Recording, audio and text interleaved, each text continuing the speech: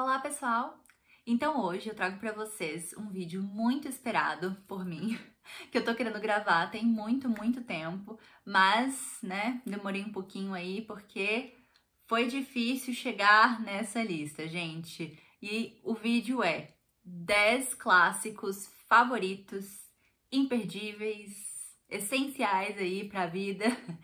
E nossa, foi muito difícil de chegar nessa lista de 10, assim, foi praticamente impossível. Eu fiquei muito tempo elaborando a lista, eu escolhia 10 livros, aí eu tirava 5, colocava outros 5, depois eu voltava, enfim, assim, demorou, mas finalmente consegui chegar nos 10 e estou satisfeita com a minha lista, tô feliz com o resultado final, apesar, gente, de eu ter dado uma roubadinha, porque serão 10 livros clássicos a minha lista, certinha, bonitinha, tá? Os 10, e mais 5 menções honrosas. Então, assim, não foi uma roubada total, mas foi uma roubadinha. E acho que coube bem aí no vídeo. Mas eu tô muito feliz de estar gravando esse vídeo pra vocês e espero que vocês gostem. Então eu vou mostrar pra vocês todos os livros e assim, falar um pouquinho deles só, não vou me aprofundar muito em cada um deles não, mas vou falar um pouquinho aqui desses meus livros preferidos. E eu vou deixar todos os links aqui embaixo da Amazon, caso vocês queiram adquirir os livros. Se vocês compram por esse link, vocês ajudam o canal, então eu vou deixar aqui embaixo para vocês comprarem, caso vocês tenham interesse. Então, pessoal, esta daqui é a pilha e eu estou muito feliz que este momento finalmente chegou na minha vida, não é mesmo? Esperei muito tempo por ele e finalmente está aqui. E antes de eu começar a falar sobre o primeiro livro, assim, um adendo aqui, eu não coloquei em ordem nenhuma, tá? Não coloquei em ordem porque já foi difícil o suficiente eu fazer essa lista de 10 livros apenas. Então, assim, colocar em ordem, ranking, não, gente, aí seria demais pra minha cabeça. Então, não coloquei, tá?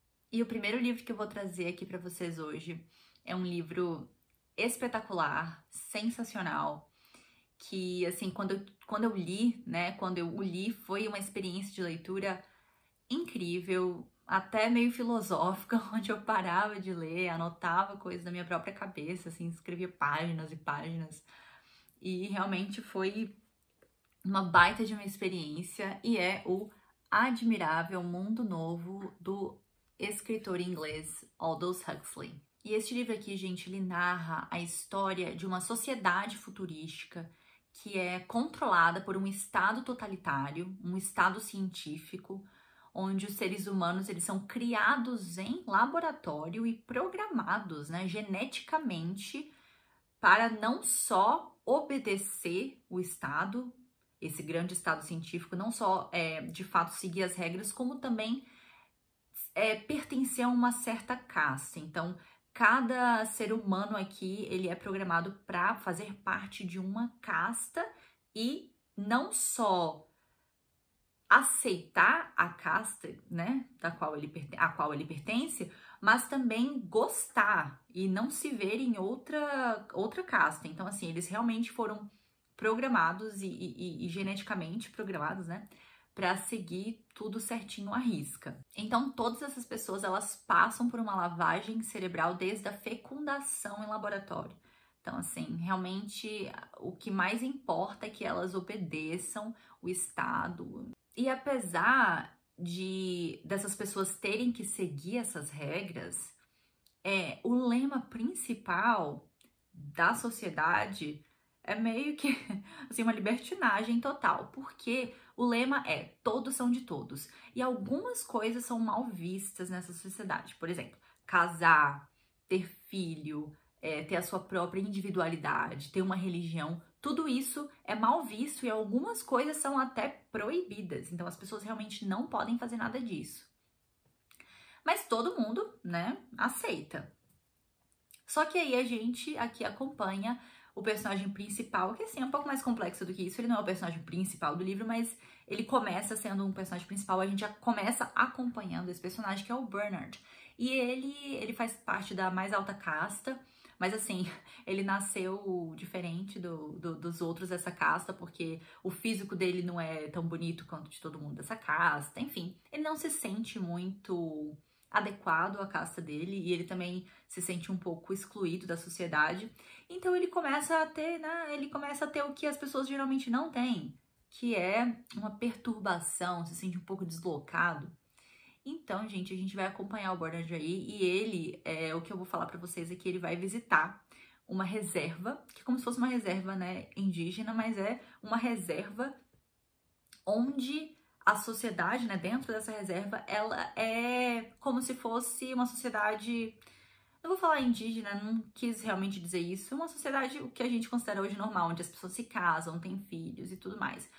Enfim, eles vão pra lá, o pessoal, né, do Admirável Mundo Novo, eles vão pra lá pra conhecer essa reserva. Então é como se fosse, tipo assim, um zoológico, gente. Mas esse livro é muito bom mesmo. E ele faz parte de uma tríade distópica, que são de 3 livros, né? E o próximo eu vou falar aqui, que vai ser o segundo da lista. Mas realmente vale muito a pena, gente. Isso aqui é um clássico da literatura que é imprescindível, imperdível, essencial. E todo mundo, deveria ler. E seguindo a linha distópica, a gente vai falar sobre o nosso segundo livro, que também faz parte da tríade de distopias que eu falei agora há pouco, junto com o Admirável Mundo Novo, e é o incrível, sensacional 1984, do George Orwell.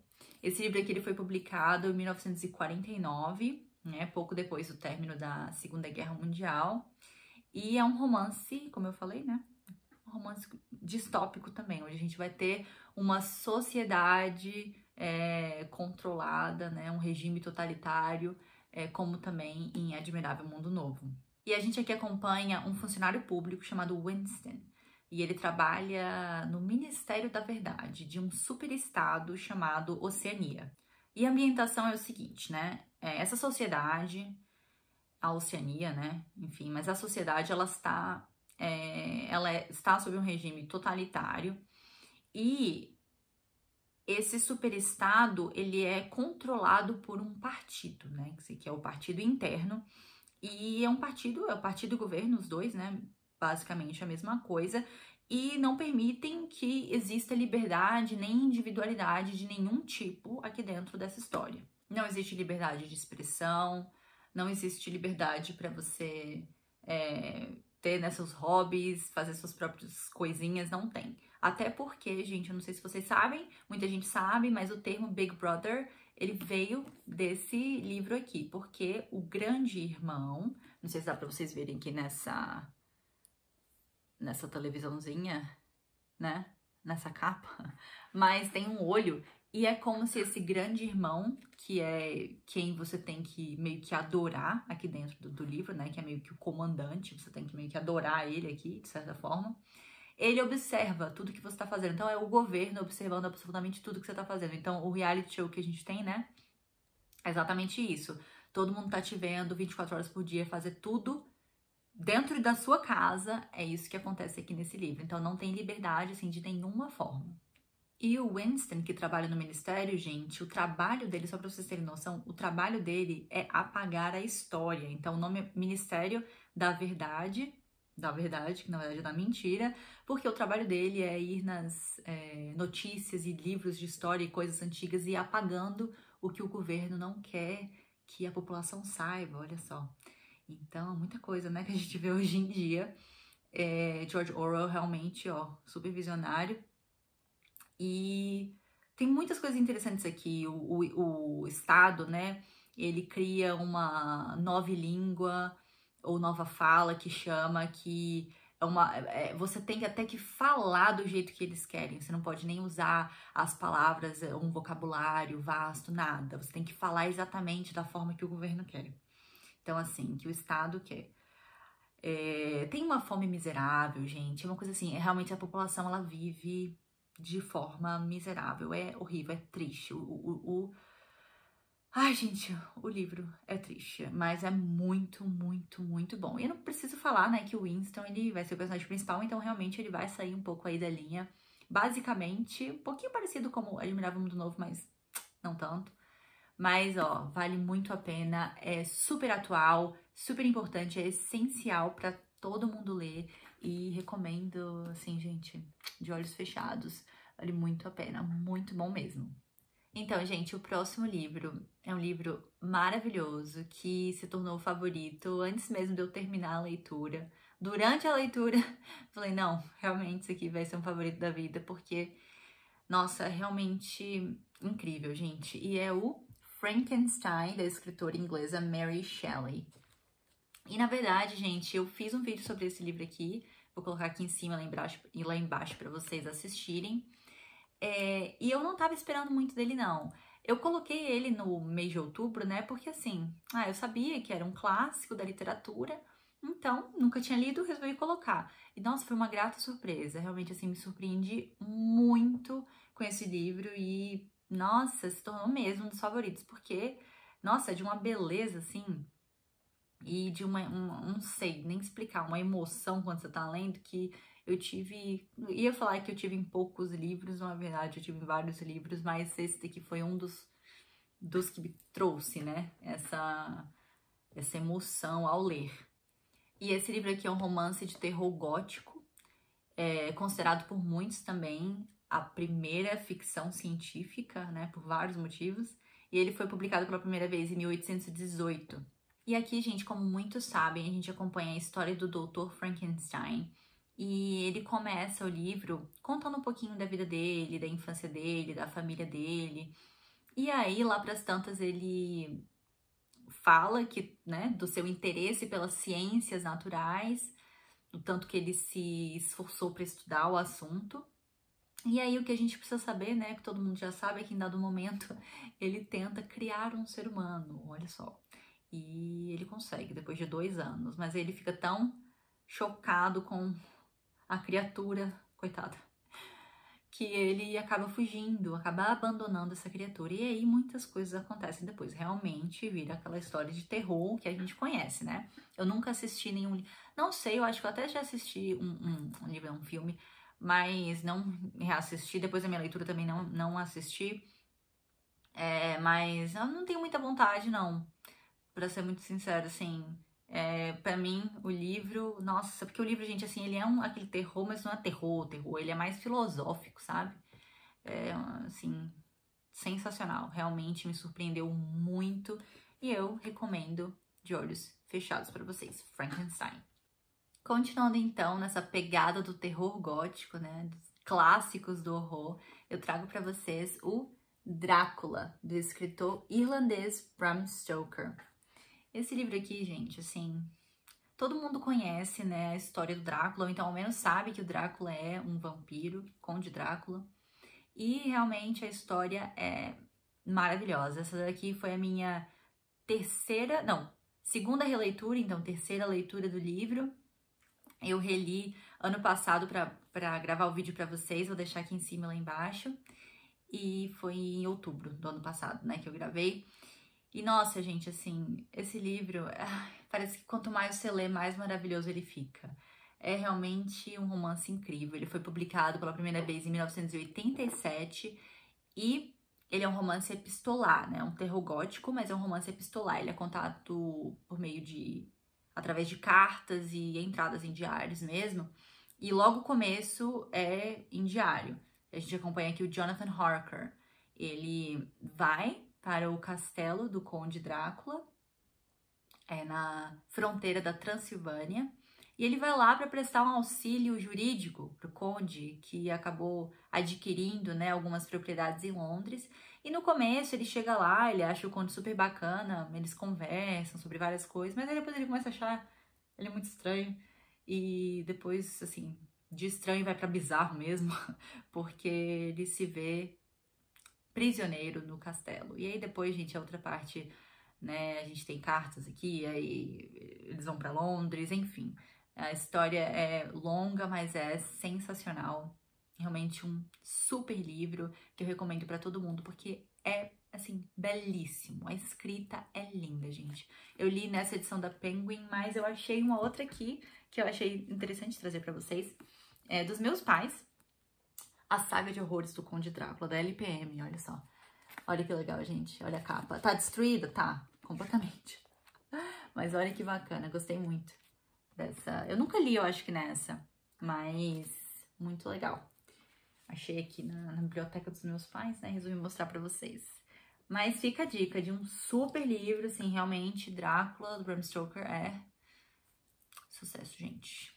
E o próximo da lista é um brasileiro, do nosso amado escritor brasileiro, Machado de Assis. E eu trouxe pra vocês o Helena, gente, assim, não podia ser diferente, né? Eu também já gravei vídeo dele aqui no canal, vou deixar aqui em cima, lá embaixo, e... gente, se tornou um dos favoritos, foi a minha primeira vez lendo Helena e, assim, eu gosto muito de outros livros dele, mas, cara, não tem jeito, Helena se tornou o meu favorito. É tão delicado, é tão doce e ao mesmo tempo tão forte, assim, sabe? Tem doçura, mas tem um amargor também, assim, gente, mas é maravilhoso.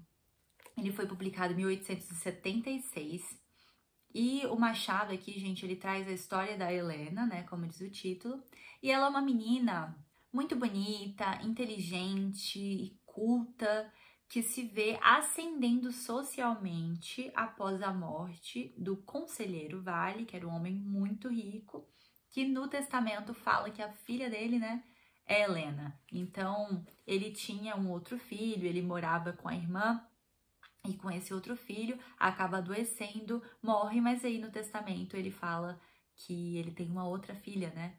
Que ninguém conhecia, que é a Helena, e que ela, enfim, né, vai fazer parte aí, tem um quinhão na herança. E aí a Helena vai morar, né, na casa da família, e ela tem alguns problemas logo no começo, principalmente com a Úrsula, que é a irmã do conselheiro. Mas ela acaba tendo um relacionamento bacana, assim, com o filho. Então, o filho acaba aceitando, né, e acolhendo a Helena na casa. E, gente, assim, não posso falar muita coisa desse livro, só que eu chorei horrores. É um livro espetacular, essencial, necessário, assim, pra formação mesmo, sabe? Assim, achei lindo, gente. É lindo esse livro. E é Machado de Assis, né? Não tem erro com Machado de Assis. Mas... leiam, gente. Muito bom, super recomendo e sem dúvida um dos meus favoritos da vida. O próximo livro, então, gente, é um livro que eu não tenho um exemplar físico aqui para mostrar para vocês, infelizmente, porque foi um livro que eu li na biblioteca da universidade ainda. E, assim, se tornou também um dos meus favoritos. Assim, eu terminei o livro, pronto, se tornou um dos favoritos da vida, que é O Velho e o Mar, do Ernest Hemingway. E, gente, que livro! É uma novela que foi publicada em 1952. E ela é bem fininha mesmo, gente. Mas assim, cara, dá pra ler em um dia. Mas é um livro de uma profundeza, assim... nossa, que eu chego a ficar arrepiada. Só de lembrar da história e do que eu senti depois de ler esse livro. É realmente sensacional. É a história de um senhor, né? O velho. É pescador de uma vila. E ele, gente, tá passando por uma maré aí de azar. Ele tá 84 dias sem pegar nenhum peixe. Ele é bem velhinho mesmo, bem idoso. Mas aí ele tá quase desistindo, né? O povo lá da vila chama ele de azarão. Mas tem um menino da vila, também filho de pescador, que acredita nele e acaba incentivando o velho, que se chama Santiago, a ir pescar. E aí, gente, ele vai na sua canoinha, ele vai para alto mar pescar e acaba pescando um baita de um peixe enorme, enorme, de acho que 5 metros, mais de 500 quilos, acho que quase 700 quilos e quase de 5 metros, enorme mesmo, muito grande. E eu não vou falar o que acontece, porque eu não sei se todo mundo sabe, mas, gente, eu tô com vontade de chorar só de lembrar dessa história.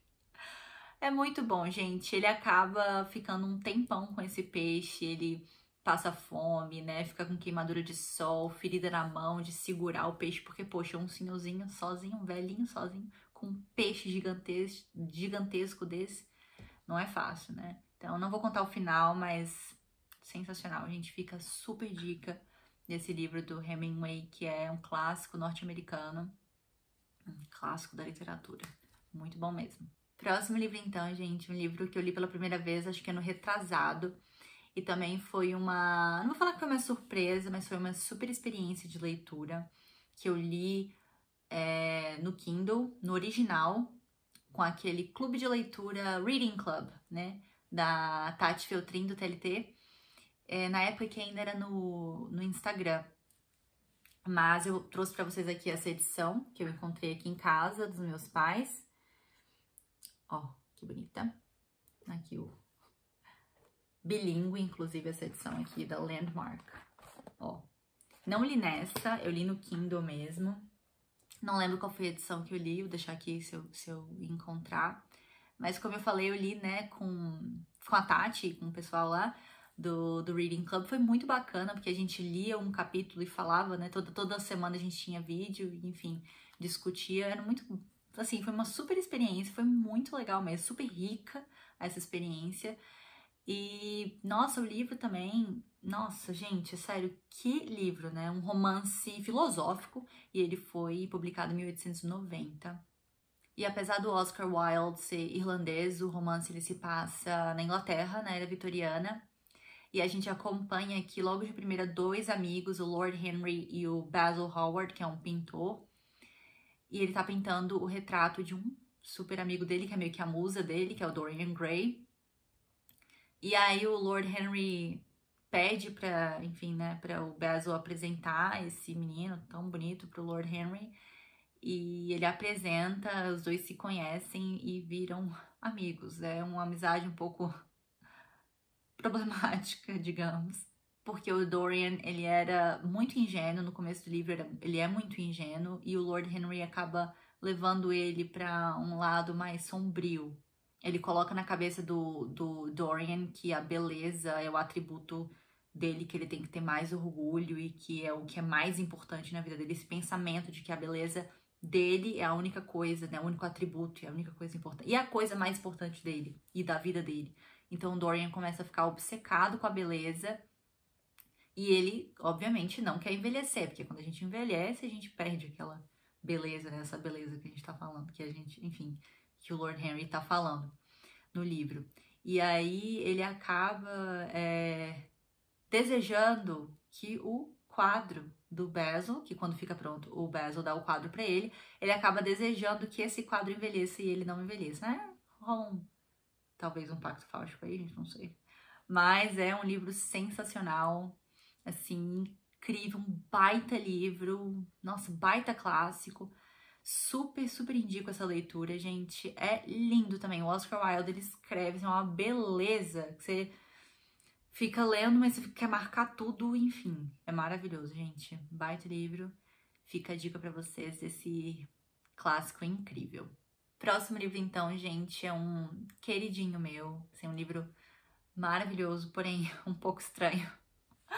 Da escritora britânica Emily Bronte. É o Morro dos Ventos Uivantes e... Gente, que livro. Eu só li esse livro uma vez, uma única vez, e assim, também, como vários outros, se tornou um dos meus favoritos da vida. Esse romance, ele foi publicado pela primeira vez em 1847, por uma das irmãs Bronte, né, a Emily. E, gente, nossa, que baita livro. Sério, é um romance romântico, né? Mas ele é bem pesado também, ele tem uma pegada meio, né, maquiavélica ou assustadora, mas também tem uma beleza muito singular, digamos. E a gente acompanha a história do Heathcliff, que é um menino, né, no começo do livro é um menino, um órfão, que ele foi trazido para casa pelo patriarca da família, a família Earnshaw, e ele foi criado, né, por esse patriarca como filho.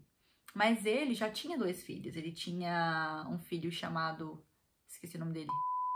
Mas enfim, esse menino não gosta do Heathcliff nem um pouco. Ele fica morrendo de ciúmes por causa do relacionamento do pai dele, né, com o menino que chegou na casa. Então ele acaba humilhando, né? Depois que o pai morre, ele acaba humilhando o Heathcliff de todas as formas que vocês, assim, posso imaginar. Cada humilhação que esse menino sofre, que ele acaba odiando muito, ele acaba sentindo muito ódio no coração dele, criando, né, esse super ódio no coração dele. Ele tem um relacionamento com a Catherine, né, a filha do patriarca. É um relacionamento também conturbado pra caramba, mas eles se amam. Mas acaba, gente, que o Heathcliff vai embora e aí ele volta. Depois, quando ele volta, ele tá rico e a menina Catherine acabou casando com um outro rapaz, né? Por causa da...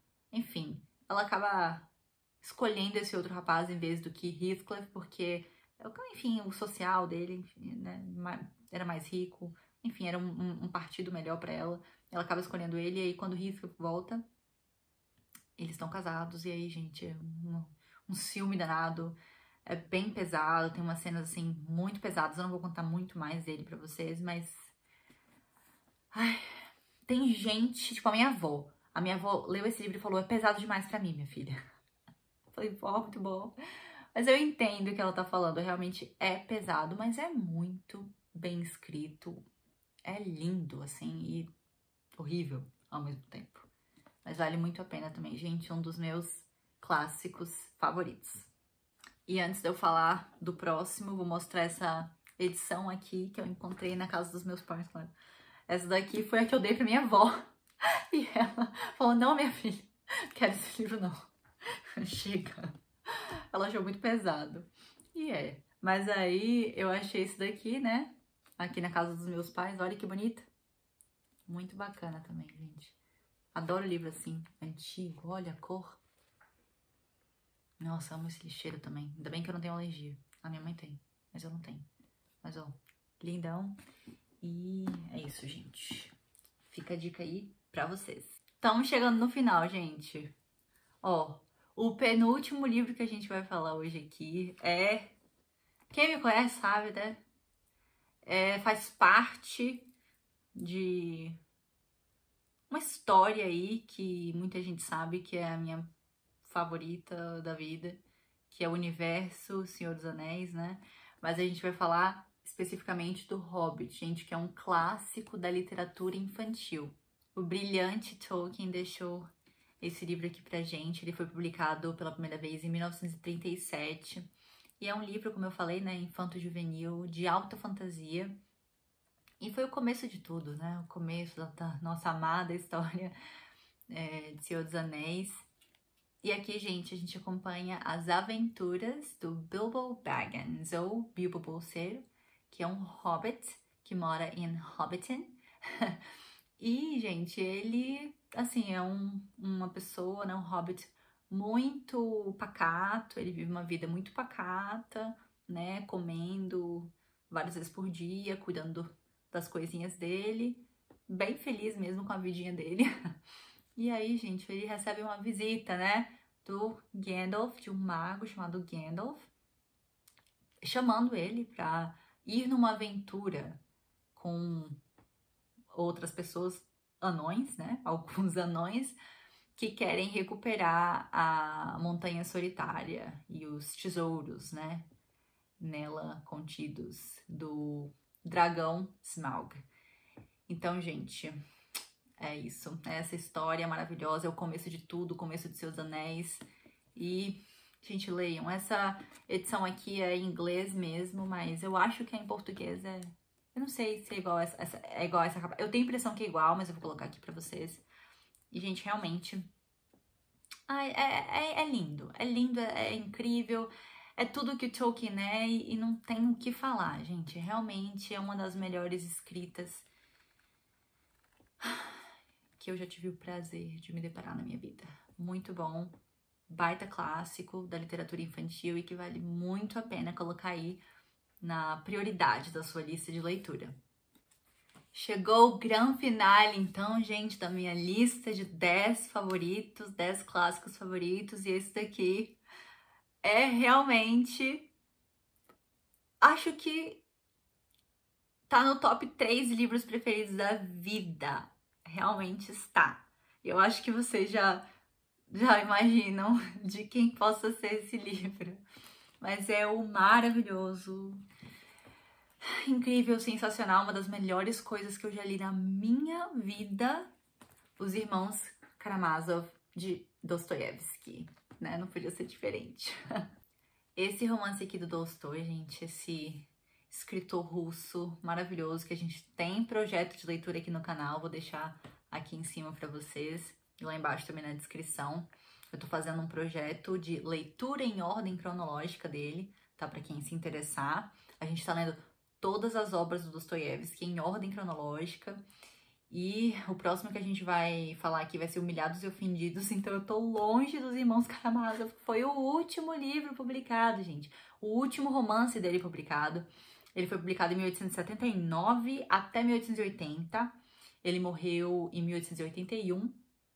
Então foi uns 4 meses depois da publicação dos Irmãos Karamazov que o Dostoiévski acabou falecendo. Então, esse romance aqui foi, né, final da vida do Dostoiévski, então é um romance totalmente filosófico, teológico, profundo. É uma coisa assim, gente, eu não tenho nem muitas palavras para descrever, só que é uma das melhores coisas que eu já li na minha vida, sem dúvida nenhuma. E aqui a gente acompanha a história de uma família que mora numa cidade na Rússia, contada por um narrador onisciente, o que acontece muito nos romances e novelas do Dostoiévski. E ele narra os acontecimentos, né, conturbados dessa família. A família, ela é formada, né, enfim, consiste em Fyodor, que é o pai, Dmitri, ou Mitya, que é o filho mais velho, Ivan, o outro filho, e Alyosha, Alexei, na verdade, mas Alyosha, o filho mais novo. E, gente, o Fyodor, que é o pai, ele é um pai muito problemático. Não foi um bom pai para os meninos. Ele é um devasso, ama uma curtição, ama festa, ama, bem irresponsável mesmo, gosta de desperdiçar, gastar dinheiro aí adoidado. E, como eu falei, né, ele não foi um bom pai para os meninos. Ele conseguiu a sua ascensão social com os diversos casamentos que ele teve, né? Então, acabava ficando com os dotes das noivas dele. As noivas acabaram falecendo, mas não foi, assim, nada culpa dele, não. Ele não matou elas nem nada do tipo. Só aconteceu mesmo, mas ele acabou ficando com dinheiro, né? E aí, tendo essa ascensão social e, enfim, né? Sendo um pai que mais se preocupava com festas e curtição do que com os próprios filhos. Aí, os filhos, a gente tem o Dmitri, que é uma figura, que é o mais velho, que é muito parecido com o pai. Ele também é devasso, também gosta de curtição, também gosta de bebida, enfim, né? Festas. Mas ele é diferente do pai. O pai, ele realmente tem uma coisa que o Dmitri e o Mitya não tem. Que é, assim, meio que uma maldade, não sei se eu posso falar essa palavra, mas assim... O Mitya, ele tem um pouco mais de honra, sabe? Ele é mais honrado que o pai em diversas questões aí. O segundo filho é o Ivan, ele é um intelectual, ou se acha muito intelectual, não é mesmo? Não gosto muito dele não, gente. O Ivan, então, ele se acha muito também, como vocês vão ver aí no livro. E a gente tem o Alexei, o Alyosha, que é assim, a melhor figura, o mais honrado de todos os irmãos, o mais novo, que ele vive num mosteiro, na verdade, né? Ele escolheu a vida espiritual, então ele tá aí, né, estudando e, enfim, treinando para ser um monge. E, gente, muitas coisas acontecem, assim... É uma confusão atrás da outra, mas o que vocês precisam saber é que o pai, o Fyodor, acaba se apaixonando pela mesma mulher que o Mitya, o seu filho mais velho, né, está apaixonado. Então, os dois se apaixonam pela mesma mulher, a Grutinka. E, gente, não é nada bonito mesmo, mas assim, uma obra-prima, uma obra de arte para mim. Eu não li tudo do Dostoiévski, como vocês já sabem, eu não li nem Crime e Castigo ainda, mas... Pra mim, assim, até agora, não só a melhor obra do Dostoiévski, como uma das melhores coisas que eu já li na minha vida. Sim, não tem nem muito...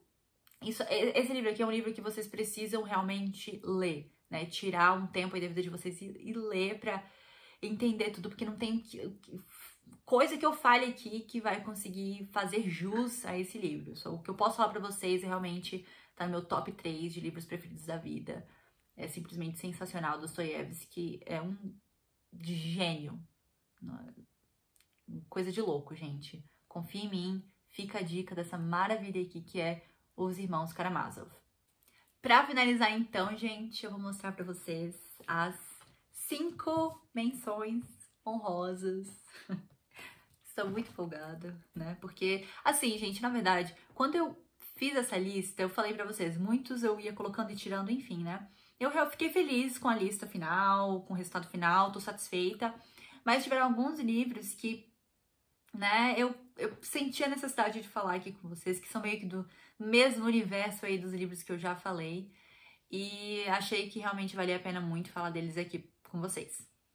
E bom, gente, no mesmo tema que eu falei logo no começo do vídeo, né, eu trouxe 2 livros que fazem parte da tríade distópica, né, 2 romances distópicos que fazem parte dessa tríade, mas eu não falei do terceiro.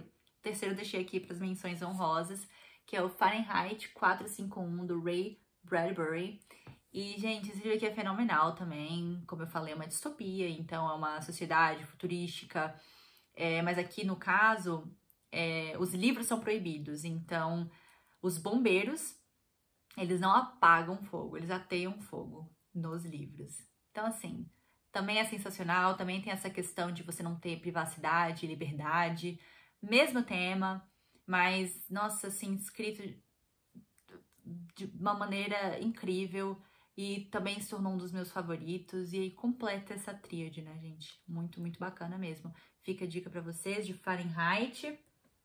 Aí os outros 2 que eu queria falar muito do Revolução dos Bichos, também do George Orwell. Ele escreveu em 1945, se não me engano. Ele escreveu antes de 1984.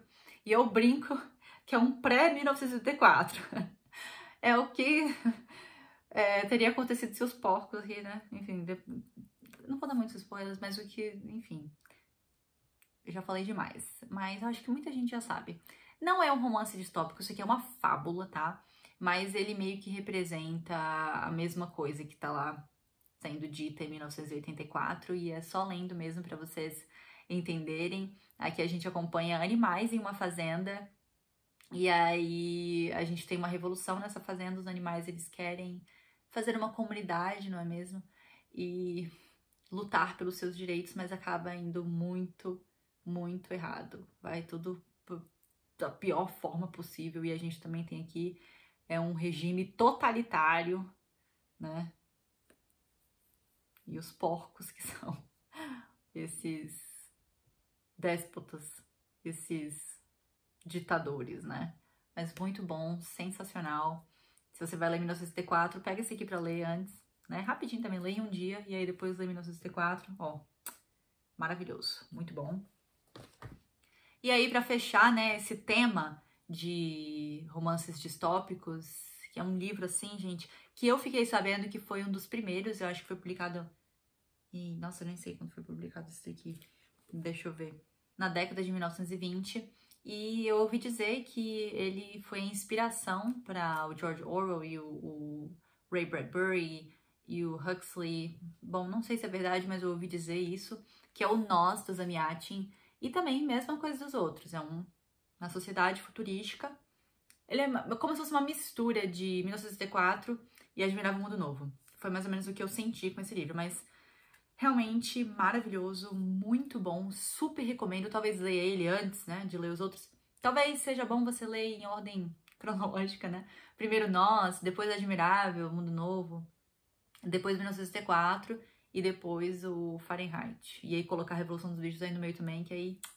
Maravilha, gente, muito bom. Mas fica a dica aí de um clássico também maravilhoso. Agora, a 4ª menção honrosa, não podia deixar, né?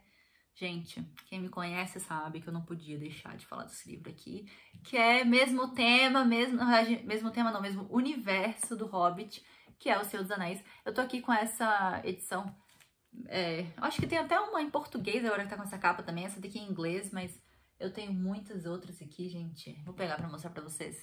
Tenho essa daqui também em inglês, ó, que é muito bacana. Tenho essa daqui que foi a primeira, né? Sociedade do Anel, As Duas Torres e O Retorno do Rei. Essa daqui foi a primeira que eu li quando eu tinha aí... Não tava na minha pré-adolescência, vai? Mas não podia deixar de falar, gente. Pra mim, é uma obra-prima. Lembra que eu falei dos meus 3 livros preferidos da vida? Os Irmãos Karamazov, O Senhor dos Anéis, é óbvio. Um deles também. E, gente, não tem muito o que falar, né? Só que quem só viu o filme e ama, acha o filme maravilhoso. O livro é basicamente a mesma coisa, mas o livro, claro que falta muita coisa no filme. E o livro é melhor. Mas o trabalho do filme foi impecável. É um filme que eu revejo todo ano. Eu faço maratona desse filme todo ano. E eu tento reler o livro também sempre que eu posso, porque realmente é uma obra-prima. Gente, é uma coisa espetacular. Se você nunca leu Seus Anéis, faça isso, gente. De tudo isso que eu falei aqui agora, se você quiser escolher 2 pra ler, Irmãos Karamazov e Seus Anéis. Ai, mas enfim. Gente, muito bom. Tolkien maravilhoso como sempre. Leiam, fica a dica que todo mundo já deu, né? Mas tudo bem. E a última menção honrosa, então, gente, é um livro que, na verdade, não é um romance clássico, mas é um livro importante, principalmente para quem quer começar a ler os clássicos, que é o Por que Ler os Clássicos, do Ítalo Calvino. E aqui ele fala o seguinte, ó. O que é um clássico? E por que lê-lo? Este livro fornece várias respostas a essas perguntas, algumas consensuais, outras polêmicas, mas todas certamente enriquecedoras. Então ele fala o que é um clássico, né? Discorre um pouquinho acerca de vários clássicos que ele escolheu aqui, assim, Odisseia, aí tem Tolstói, tem Flaubert, tem Dickens, enfim. Ele fala aqui sobre os clássicos, né? E é um livro muito bom, assim, uma leitura muito enriquecedora. E eu gostei muito desse livro. Então, assim, como eu falei, não é um clássico, né? Assim, um romance clássico, mas é um livro que fala um pouquinho sobre clássicos e eu acho ele muito importante. Então é isso, gente. Finalizo aqui o vídeo. Espero que vocês tenham gostado da lista. Espero que vocês leiam as minhas indicações e caso você já tenha lido, comenta aqui embaixo o que você achou desses livros, desses clássicos, enfim, né? Opiniões são sempre muito bem-vindas. E é isso. Muito obrigada por assistir e nos vemos no próximo vídeo.